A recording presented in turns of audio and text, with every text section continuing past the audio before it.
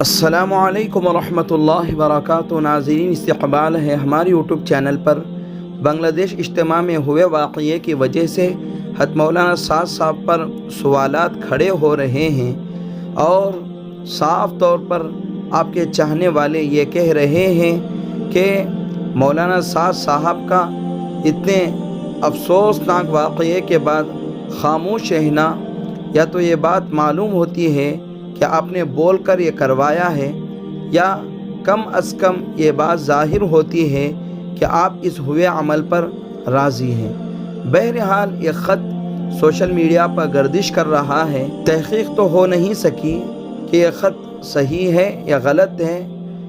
اس خط کے اندر جو باتیں ہیں بالکل وہ باتیں ہو بہو صحیح ہیں اور حق پر مبنی ہیں۔ یہ خط جہاں سے شائع ہوا ہے، بتایا جا رہا ہے کہ آندھرا پردیش اور تلنگانہ والے جو لوگ ہیں، یعنی مولانا سعد صاحب کے چاہنے والے جو لوگ ہیں، ان لوگوں کی جانب سے یہ کھلا خط سامنے آیا ہے، جس میں قرآن و حدیث کی روشنی میں مولانا سعد صاحب دامت برکاتہم کو سمجھانے کے بعد یہ لوگ اس بات کا مطالبہ کر رہے ہیں کہ آپ یا تو اس معاملے میں کھل کر کوئی رہنمائی کر دیں۔ جب تک آپ کوئی بات واضح نہیں کر دیں گے، ہم آپ سے اور آپ کی جماعت سے اظہار برات کرتے ہیں۔ بہرحال بزرگان محترم، آئے دن ایسے واقعات تبلیغی جماعت کے اندر پیش آ رہے ہیں جس کی مذمت تو بنتی ہے۔ بنگلہ دیش کے اندر جو واقعہ پیش آیا ہے کہ جانی نقصان ہوا ہے، مالی نقصان ہوا ہے، یہ بڑے افسوس کی بات ہے۔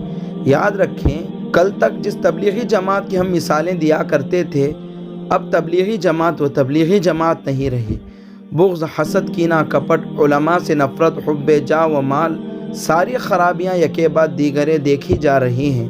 خوف ہے کہیں ایسا نہ ہو کہ اکابر علماء فتویٰ دے کر اس کام کو نہ رکوا دیں۔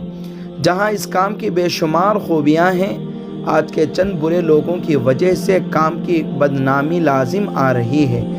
اللہ پاک کام کی اور مخلص ساتھیوں کی حفاظت فرمائے۔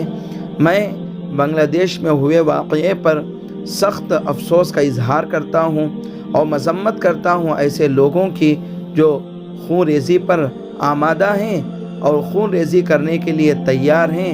اللہ پاک انہیں ہدایت کی دولت سے مالا مال فرمائے۔ اللہ پاک دونوں گروپوں میں اور دونوں جماعتوں میں اتحاد و اتفاق پیدا فرمائے۔ آمین۔ جزاک اللہ خیرہ۔